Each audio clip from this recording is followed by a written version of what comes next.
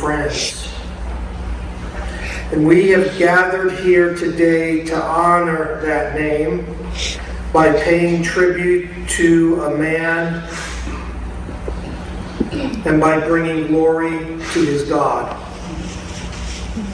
We're going to do so in word, as you're going to hear testimonies of tribute. We're going to do so in song.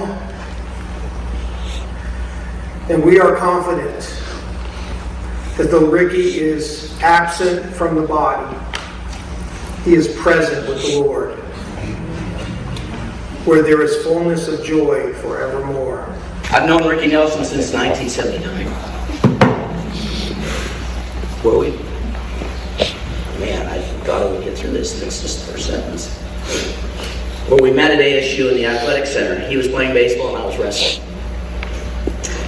We had a gap in our relationship until we met again on October 15th, 1989 in the Maricopa County Juvenile Detention Center.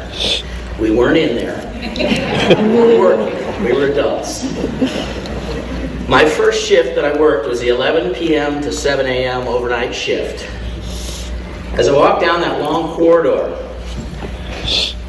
the first person I saw, even after all that time, I recognized immediately, with an unforgettable smile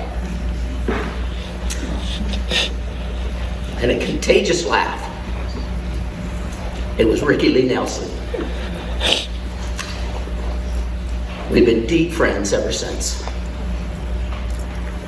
I have the privilege today to share a story containing a series of Ricky's favorite verses that he spent the last several years enthusiastically studying, memorizing, and encouraging people with. Ricky shared these verses everywhere, anytime, without fear of any man. I'm honored to share them today in this place. For Ricky, the Bible tells one big unified story. Not a once upon a time story, but more like a true story that Pastor Nathan's going to share about Ricky's life. But this story is the grandest story. It encompasses all our lives and all of time. It is a story of reality. It's told by God, the God Ricky loved profoundly. Every story has a beginning. This story begins in the book of beginnings, Genesis. Genesis 1, verses 27 and 28. So God created man in his own image. In the image of God he created him. Male and female he created them. And God blessed them. And God said to them, be fruitful and multiply and fill the earth and subdue it. And have dominion over the fish of the sea and over the birds of the heavens and over every living thing that moves on the earth. These verses tell us who God is and what man is. We are made in his image, both male and female. As image bearers, we are commanded to rule in his place, but only as he would rule. God then blesses us and tells us how that blessing is to be obtained. It comes through the process of dominion. In the work of being fruitful, multiplying, filling the earth, and subduing it, we come to manifest God's glory. And the necessary effect will be the experience of joy unspeakable.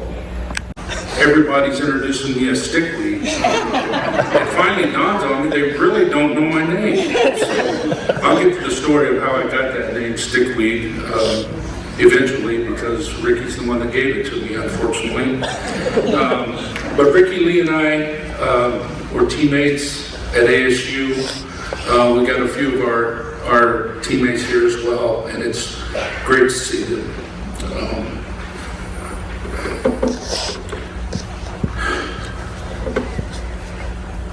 Ricky, you know, we talk a lot about what an angel Ricky was, but there was some mischief along the way too. And fortunately, I got to be right in the middle of that mischief, and it helped us both be better men because it got us both in trouble. So where I actually met Ricky was, he's from the small town of Eloy, small farming community. I'm from here in Chandler. Back then, a long time ago, Chandler was a very small farming community as well. It wasn't as small as Eloy, but it was still a very small town. And we couldn't play Eloy in baseball during the school season because we were in a little bit higher division than they were. We were a little bit bigger school. But in the summertime, we had a chance to go down and play down in Santa Cruz. And they had an unbelievable baseball program down there at that time. And some of the things that was said earlier, I played against some of those teams, and Eloy was known for its football people, but there was some really good baseball people come out there as well. I see Paul Powell here, who's from Eloy, who played down there, also went to ASU, started there, went on to a major league career. You got Ricky that came out of there. You got a guy named Frank Martinez, who was a really good player, and a guy named Gabby Montijo, that I remember all those guys and playing against those guys. And we didn't mind playing them up here in Chandler so much because our fields were a little bit better. But when you go down to Eloy, they were proud. And we didn't really like to go down there because I'm probably embellishing on this a little bit, but probably not a whole lot. I remember playing on their field and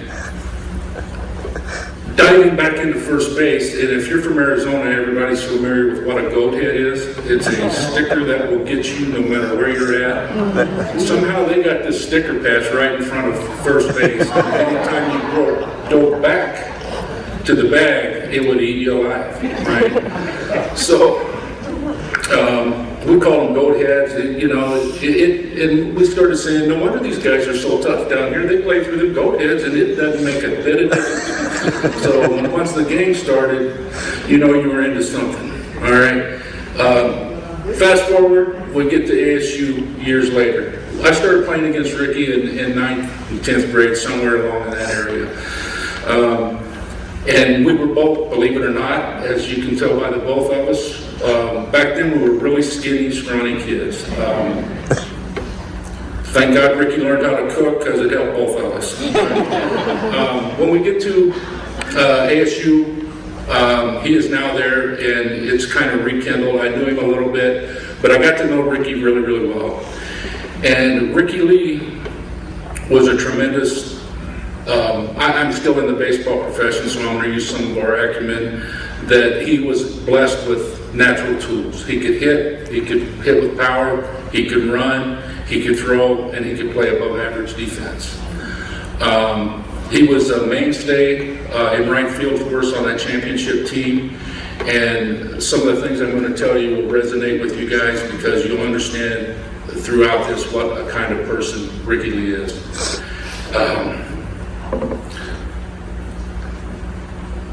I remember him, and I still go out today, and I remember him hitting a ball at USC. They had a parking deck out in right field that was three decks high, and Ricky Lee hit one into the top deck of that parking garage. And I've been scouting well over 30 years, and I go to USC a lot, and I've never seen a ball hit in that spot again. It was just a tremendous blast, and something I'll never forget. Ricky was a tremendous competitor in everything he did. He was a winning player. He played hard, almost out of control at times, but he was a fierce, fierce competitor, and it resonated throughout our whole team. One of the things that Ricky didn't even know that he did was Coach Brock liked to get us, before we took the field, in front of the dugout in a huddle and go out, take the field together as a team. Well, as time went on, Ricky was always the last one there, and I figured out why. Ricky had a very nervous stomach, okay? So as we're waiting there, somebody would say every time, "Where's Ricky Lee?" And he would be in the back somewhere figuring out a place where he could vomit, right? And we're all out there waiting for him. And all of a sudden he'd come busting around the dugout and he'd say, "Okay, boys, I'm ready, let's hit it." Away we go. So it was up to him to bring us all together and lead us out to the field. Playing on that team was an unbelievable accomplishment. It was like playing on a Sandlot team. The players we had on that team, it just came so natural to play. And the cohesiveness and the things that we did, we were all pulling on the same rope, pulling in the same direction, and it was a hard thing to accomplish. And I pray that everyone in here, whether it be in their personal lives or their work jobs or in sports or in church or whatever, when everybody's pulling on the same rope in the same direction, you can overcome unbelievable odds. And that's what that team was like. It was like when we first got together, it was magic. We were the number one team in the nation from the first to the last, and it was just a magical thing. And along the way, we had some comedy of errors as well. As we all know, and we're just going to take, Ricky's an angel, okay? We got that out of the way. He's an angel, all right? So we also know Ricky's very stubborn. No joke. And Ricky is very hard-headed at sometimes. And Ricky hated to disappoint people. And if you did something to him or asked something of him, he was going to either prove you wrong or die trying. All right? So, Coach Brock, he was a stickler. He was a disciplinarian. I mean, we all had good discipline. And it was because of Coach Brock. And one of the biggest things, if you weren't on time, there was going to be an issue. And you were going to pay for it. Well, I wasn't there at this point, but Ricky told me this story one time. They were in Las Vegas, and he either missed the bus, Bert, Alvin, you guys may remember this, he either missed the bus or missed the plane, or did something. He's telling me this story later. And at that time, UNLV played outside of the city. They were a few miles outside. And Ricky either missed the bus or something to UNLV. Well, his punishment was he was going to have to walk back to the hotel from the ballpark in Las Vegas. And I said, "Did you walk?" He said, "Every mile," and was proud of it. And I said, "Rick, that's the difference between you and me. And 99% of the people in this room would call a cab." Nobody would have done that. He goes, "I was determined that man wasn't going to beat me today." And that's what drove Ricky to do some of the things he did. He was going to prove, and he did it. Or died trying, one of the two. So the story of stickweed. When I was growing up, like I said, I was a rather thin, scrawny kid. And I developed the name Stick for all growing up. Everyone called me Stick. But when I got to ASU, Coach Brock made us also go to study hall. Okay, so we go to study hall.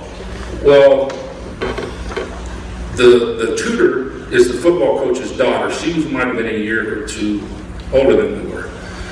And we'd get to talking with her and, going through some things. And we'd eventually talk her into going to the dog track right over there in Phoenix. And she'd let us out. We'd go to the dog track. And when we get over there was a dog named Stickweed. This was the worst dog that ever hit that track. But I bet on this dog every time I saw him. And Stickweed would come up, I'd put money down, he'd get dead last, over and over and over. After a while, Ricky started calling me Stickweed. And to this day, I don't know how that name stuck, but I'm Stickweed. And I guess I'm just going to have to live with that. So, anyway, it's a term of endearment, and I cherish that. One other story, if I can share with you, I got several here, so I'll kind of just go through them, and then I'll get to my crush of what Ricky is.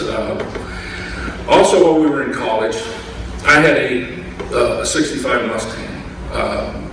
Ricky Lee or our other friend Stan Holmes had a Gran Torino that he had totaled. He crashed it over there in the parking lot, being dumb, and totaled it. So I had that car. Stan didn't have a car. Ricky Lee has a Buick Wildcat, red one. This thing was as long as from me to that door. And we could fit 2 baseball teams and an umpire in that car. And a scrimmage. That's how big that car was. And we loved this thing. We called it the Love Ball. It was awesome. So Stanley, our other friend, God rest his soul, passed away a few years back, talks Ricky Lee. He lived over in Dos Palace, California, where, if you don't know where it is, it's another little farming community. I think Coach Brock had something about this work ethic on these little farming community kids, right? He was from a little farming community as well, but he was over in California in San Joaquin Valley, in between Fresno and Modesto. So somehow Stanley talks me and Ricky into taking him to California over Christmas break. Bad mistake. So we got the Love Boat. We get as much gas as we can in it. We take off, and it's probably a 9-hour drive over there, but we managed to make it into about a 14-hour drive. So we get down, and once you come down that hill towards Bakersfield, that is all farmland down there, and people who grew up in the farmland know in the wintertime you're going to get a little fog, and we got a lot of fog down there, and it took us about 4 hours to go 100 miles down there, and we were scared to death. But we loved it. We were singing, and we were doing everything going down through there. We get to Stanley's house, and his mom, who was an angel, fed us, and we stayed there with Stanley a couple days. But now we got to get home, and we're broke. We got zero, right? We got maybe enough gas to get home. Then boom, tire goes bang, right? Now we got to buy a tire. So Stanley's already back. Me and Ricky are headed back to Phoenix, right? And we get back. We ended up getting a tire somewhere in Los Angeles, but man, we got almost no gas. And to make the long story short, we stopped in Tonopah, almost out of gas. And we start tearing this car apart. We're looking for chains that fell through. We're looking for anywhere we can find some money. I thought about selling the jack, whatever it took. We're going to try to do something. So we get back, and I can remember pulling into our Stan and I's house over in Tempe, and we're just going. We get in, and I'm thinking to myself, well, I made it. Rick's going to have a hard time getting home. So I get out, I go inside. Here comes Ricky Lee calls me. He gets home, he goes, hey, Stickley, you ain't never gonna believe what happened. I go, oh yeah, I know. He goes, what do you think happened? I said, you left here and ran out of gas, didn't you? He goes, yeah, how'd you know, man? I said, you were spitting on him when we got here. So I think his sister came and got him or something, but that was amazing. Then we both signed in '81. We both signed with the Seattle Mariners. Trouble again, we started rooming together. And we go up there, and it's just, him and I were like, it was just an unbelievable relationship. And some of the mischief came in is when we got to our apartment, him and I, he could cook, thank God, and because I like to eat. And he likes it, but he became a really, really good cook. So we're sitting there eating one day, and we're having a conversation, and so here we are in the low minor leagues, coming from ASU. We flew everywhere, stayed in the best hotels. Coach Brock fed us like we were kings. To all of a sudden, we're in a low minor league city in Bellingham, Washington. We have to push start the bus to get it started. There's 25 kids out there trying to push start a Greyhound bus. So we get this thing started, we're going down the road. And we loved every minute of it though. We stayed in rundown hotels, and when you left hotels, they have what they call getaway day, where they'd get 3 or 4 rooms together, and the whole team would spread out in those rooms, and then you'd go to the ballpark that afternoon or that evening. And Ricky Lee came up with a bright idea. He says, "Hey, Stickley, come here, let me talk to you." So I go over there. He says, "Hey, we got no towels back at the hotel. Back at the apartment." He says, "Grab a couple of towels, put it in your bag. I'll grab a couple, we'll be good." Heck of a plan, Rick. Heck of a plan. So, lo and behold, I put a couple towels in my bag. Sorry. But to be honest, we later came right with the Lord with that. So, Ricky says, "Put a couple towels in there." And so I go, so I'm loading my stuff on the bus. Our manager comes up to me and he goes, "What you got in the bag?" Oh, man, I said, "Man, I'm sorry. I got a couple towels, man. I apologize." And then he starts ripping me upside one side, down the other, and I'm thinking, oh my gosh, my career's gone before it even gets started. They're gonna send me home, and he's screaming at me, and I'm glancing around, I see Ricky over there, and he's just going. So, and I'm kind of looking at him, and so anyway, the manager fines me $100, and I gotta apologize, and the whole 9 yards. And so I get over to Rick, and I say, "Rick, what's up with the towels?" And he goes, "Man, somebody must have told on you." And I told on me. They didn't tell on you. We opened, my manager opened up the towel, the bag, 10 towels in my bag. I said, "Rick, I put 2 towels in there. They're reproducing in my bag." And he goes, "Oh, Stickley." He goes, "I'm sorry, man. I had to put a couple more times." He says, I appreciate you not saying anything about it, but thanks for not throwing me under the bus. Thanks for taking the beat." And I said, "Okay, very well." So anyway, that's the towel story.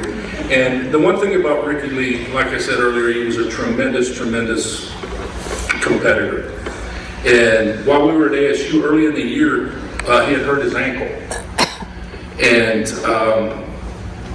he kept trying to go to the doctor, or not trying, he kept going to the doctors and they'd taken x-rays and doing the things, and they never could find out anything wrong with his ankle. And he continued to play on it. He'd get treatments and do the things he needed to do to get himself ready to play. And he never complained about it. Once he got going, he would play 110% no matter how he felt that particular day. And I'll never forget, once we got to Seattle, it got a little bit worse, and he started limping a little bit more. You couldn't really tell it when he was walking, but when he ran, you could see that he was limping and he was hurting. So they took him down, and I don't know what different tests they did or whatever, but they did some tests and found out Ricky Lee had a broken bone in his foot. And he had played that whole year through the championship, through the regionals, with a broken bone in his foot, and never complained about it, and played till his heart desired. And once I saw him go through that, I knew that was a warrior I could always depend on for the rest of my life. He was a tremendous warrior, a tremendous fighter, just a tremendous teammate and a tremendous man. If you don't mind, I'll go over a couple more stories that I think are pretty good. Once you signed, back in those days, once you signed a bat contract with Louisville Slugger, they would give you a set of golf clubs. So Ricky signed his bat contract, got his clubs, and he loved these clubs. Problem was, he was the worst golfer God ever put on this earth. I'm sure of that. And I might have been worse, to be honest with you. But anyway, he says, "Hey," he calls me Pig, "Stickley, what are you doing?" "Nothing." "Hey, let's go golfing." I said, "Golfing? We've never been golfing." He said, "I got these new clubs, I got to try them out." I'm like, "Okay, let's go golfing." So we go golfing, right? So Ricky gets on this par 3, and he pulls it. I don't even know what club it was. It was a high iron. He pulls it out, And he's holding this thing loose in his hand like a baseball bat. And I'm thinking to myself, this is not going to be good. So we're teeing off. There's a pond right there and a green right behind the pond, short par 3. So Ricky he's got a baseball swing, takes this swing, and all of a sudden here goes this club twirling. Boom, right in the middle of the pond. And I'm laughing so hard I can't keep it. But when I look up, Ricky Lee is on a hot walk towards the pond and he's stripping. Now it's 8 in the morning in November, December, and he's stripping everything out. He finally gets to the edge of the pond, he's nothing but boxers. And it was cold out there, and he starts tiptoeing out there in the middle of that pond. He's about up here and he's going like this, trying to find this golf club, and I am just roaring back here. And so I said, Ricky Lee, you ain't find that thing. That is 10 inches deep in that mud. I said, you might as well get out here. He goes, I am going to find this thing. He was determined to find it. Never found it. Gets out. We get him all dried off. Get him back to the club. And then I was telling Carrie that story the other day, and she said she still has the golf clubs, but I'll be willing to bet that one of them high-iron golf clubs are missing in that thing. So when Ricky's playing days was over, and it was touched on a little bit here, Ricky loved baseball with a passion, and he was very good at it, and he was a very good teacher at it. Michael said earlier, he went to work for the Oakland A's in Arizona Rookie League and ended up winning. That is true. By the way, I'd like to fact check Rick on some of these things in here. I wish he was here right now. Marching band and football. Don't know about that one, but I'd like to fact check him on it. But anyways, so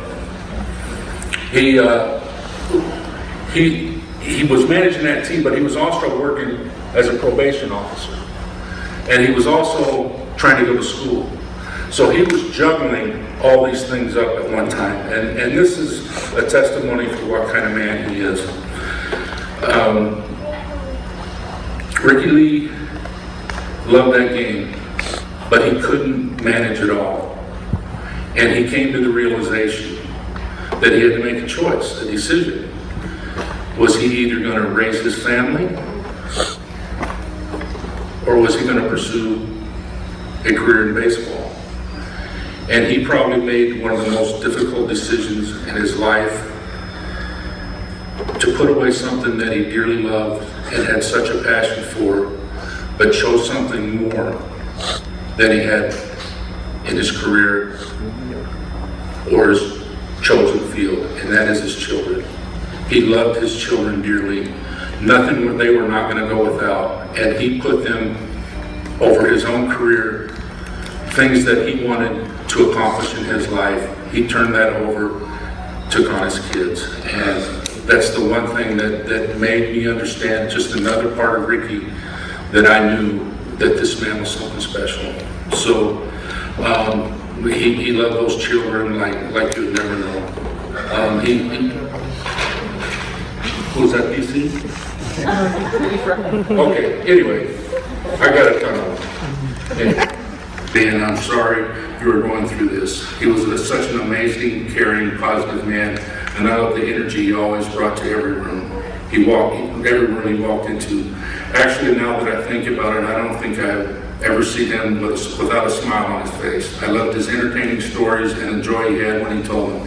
He was a good man that touched a lot of people, and I know he would be greatly missed. I pray for the faith, strength, and understanding in this difficult, and I pray God brings comfort to his family and friends as they celebrate his life in weeks to come. I really don't know what else to say. I'm here for you. And that's how my family felt about Ricky. And I will miss Ricky. And on a closing note, we competed at everything, him, Stanley, and I. And they've been trying for 43 years to beat me at something. They finally beat me. They beat me to heaven. And I know they're up there right now talking trash about me. But I'm going to be up there soon, and when I do, we're going to figure out who we're going to talk trash about. But anyway, thank you for your time. Sorry it was so long-winded, but 43 years is a long time. My name is Darnell Coles. 40 plus years. But first I'd like to give thanks to our Father in heaven, Pastor John, family, and friends. We are all, I'd probably try and read this with my glasses on. I think at some point in time, all our stories are going to kind of cross paths here. But we're all here today to celebrate Ricky's life. Ricky grew up in Eloy, as we all know. He had 6 siblings: Paul, Patricia, Cheryl, Bev, Sheila, and George. And I know he loved each and every one of you. And he's not here to tell you, so I'm here to tell you for him. He always told me to prioritize faith, family, friends, and job. And don't get it twisted. He'd always tell me, don't get it twisted. And I know we all know Ricky had a passion for baseball. And I just want to touch a little bit on Ricky when he went back to A-State. And he was an All-American, part of that 1981 National Championship team. You guys need to look that up. That college team is one of the best teams that's ever been in college baseball. You know, like Stickweed said, #1 from start to finish, ran the table, and understand that he was a big part of that.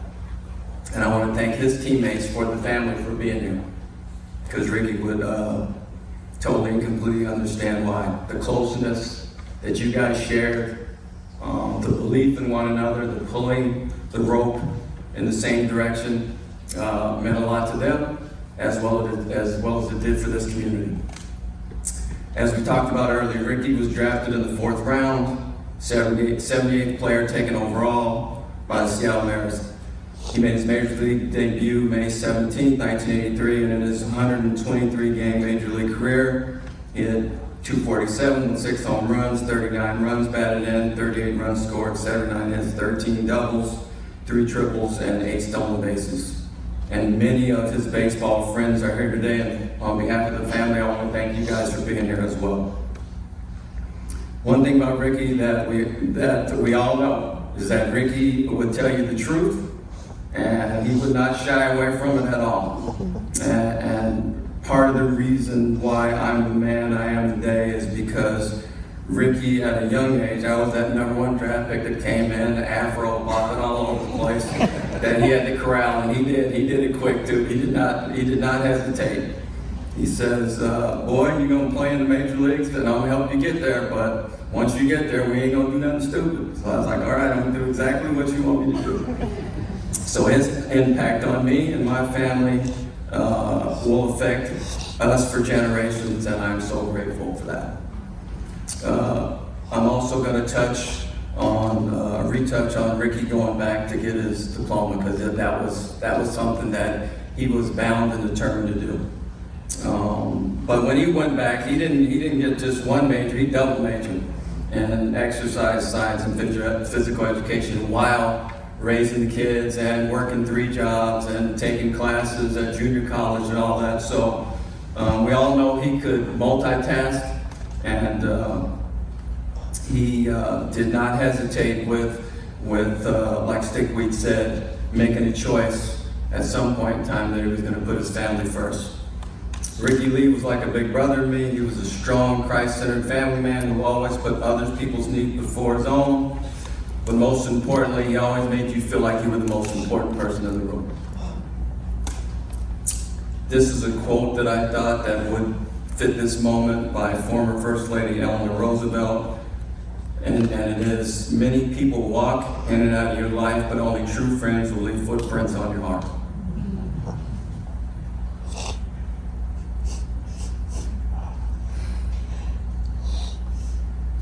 Again, we heard earlier, Ricky and Carrie were married on October 18, 2008.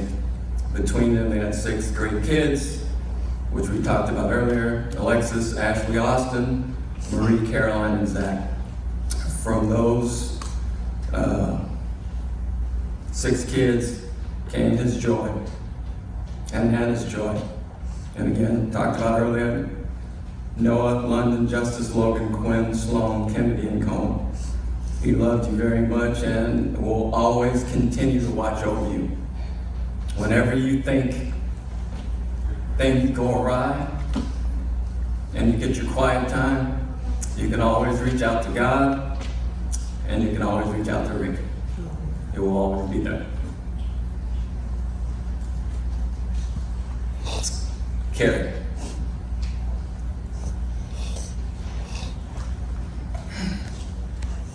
You changed his life. And there aren't enough words for me to describe Ricky's love for you. You're the most beautiful woman he has ever seen. Special, affectionate, dependable, patient, supportive, faithful, and most importantly, irreplaceable. You brought out the softer side of him, and those of us who knew Ricky couldn't thank you enough. Because there was a hard side that we'd all have to battle with every day. Believe me, but we thank you for that. And his love for you shows, and he truly loved you. I've known Ricky for 40 years, and this breaks my heart.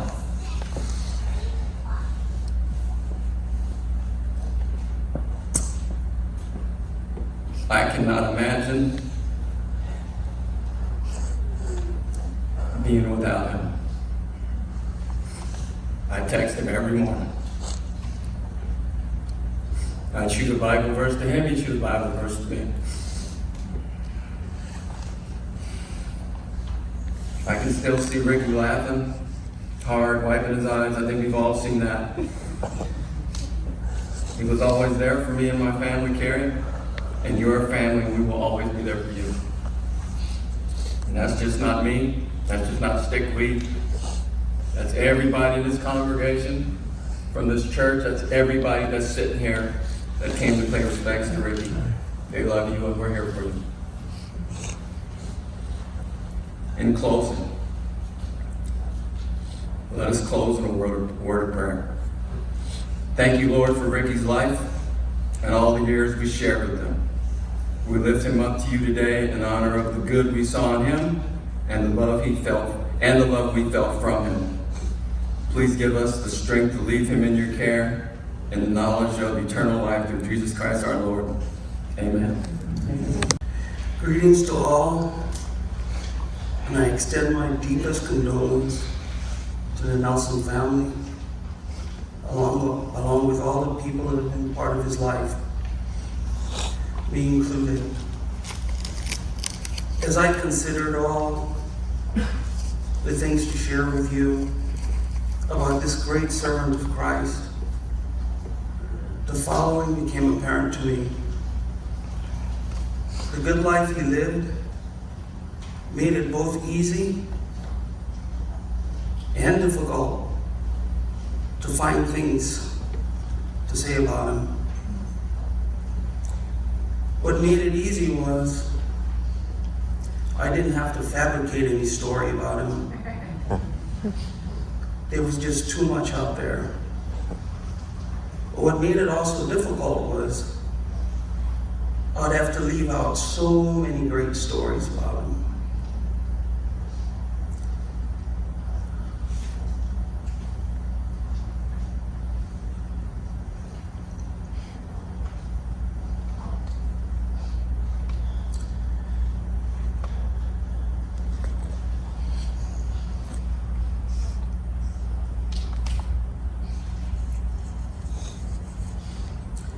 In the end, I decided to limit my comments to the most powerful traits of this man and the personal, memorable experiences I had with him.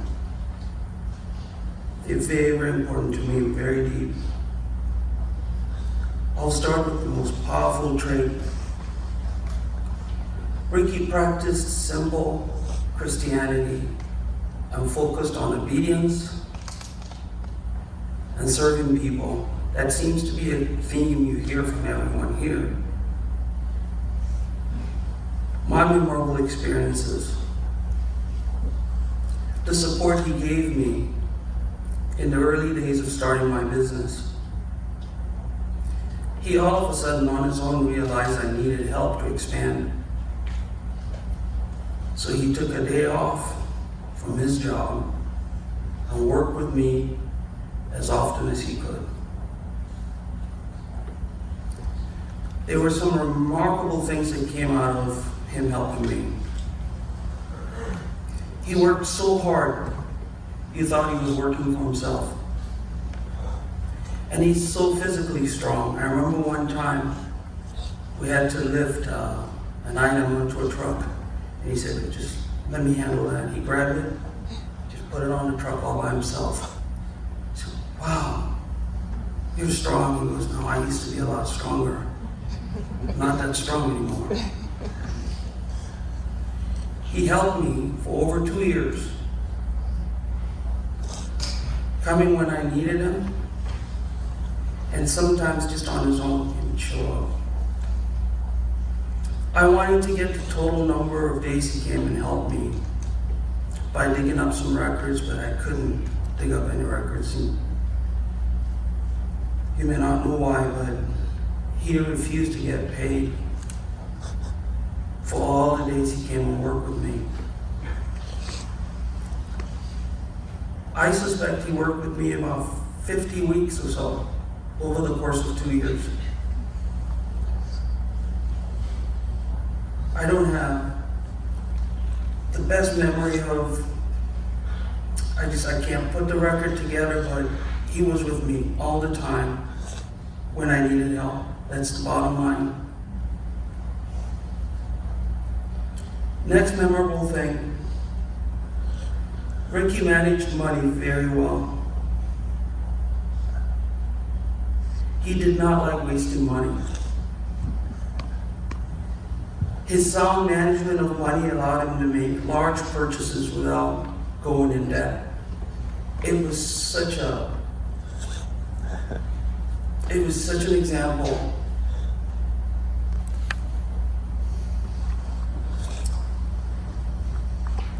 He took care of money so well, I would call him to discuss financial matters, and I'm a business person. He did it better than us business people. I'm very serious.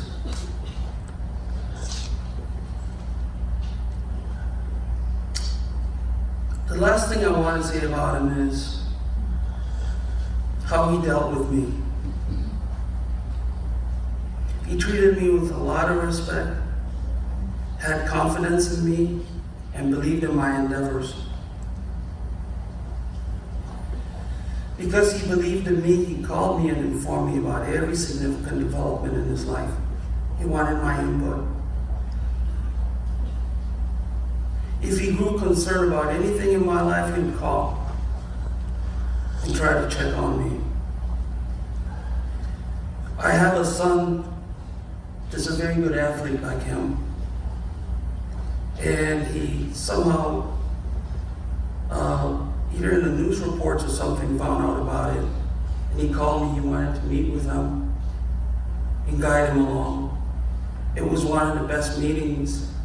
I remember getting a hold of my son and letting him know.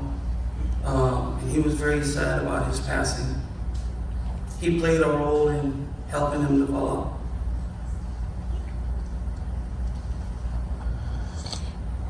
He would often just call me to talk.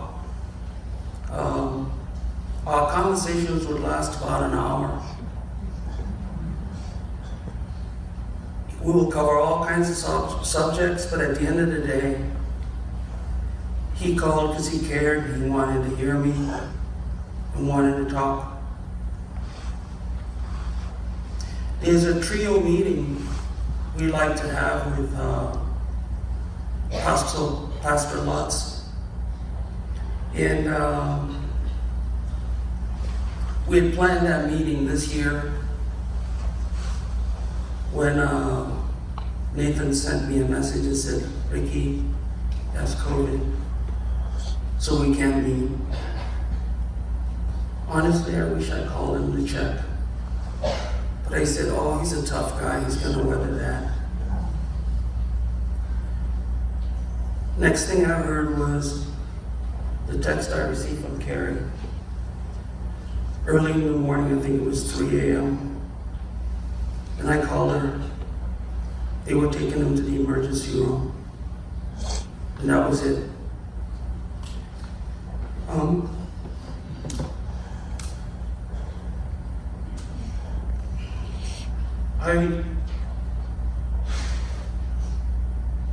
I thank God for him and all the things he did for people. We spoke about many intimate things.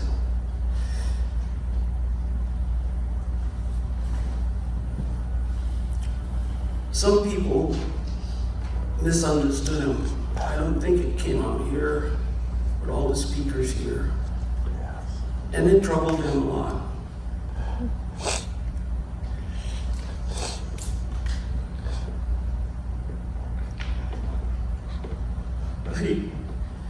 I wanted to see him rest a little bit in this world because he worked so hard. He was such a tired warrior. He never rested.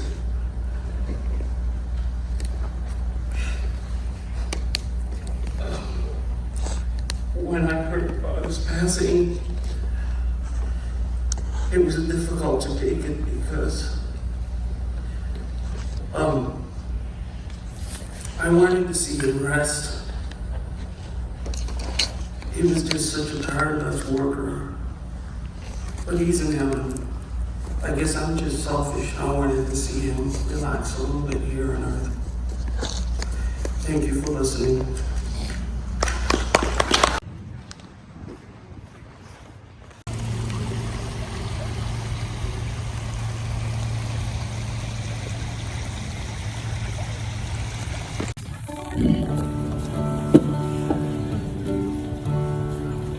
For Ricky, thank you. And we'll see you on the other side, brother.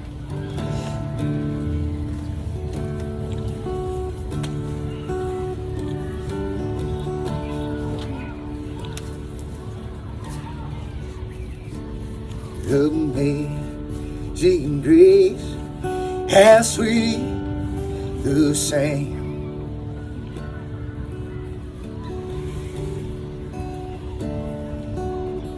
that saved a wretch like me.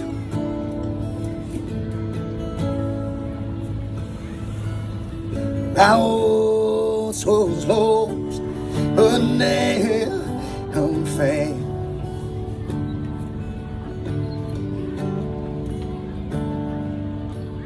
I was blind, but now I see.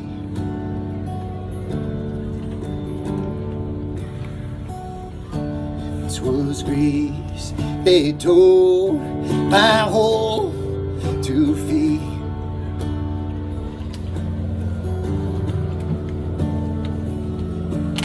In grace, my fears relieved.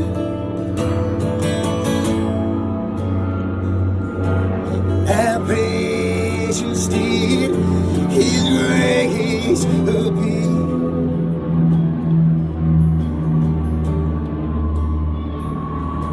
In the hour that I believed. And fashioned it afresh and anew in the likeness of his own body, a glorious body, according to the working of his mighty power,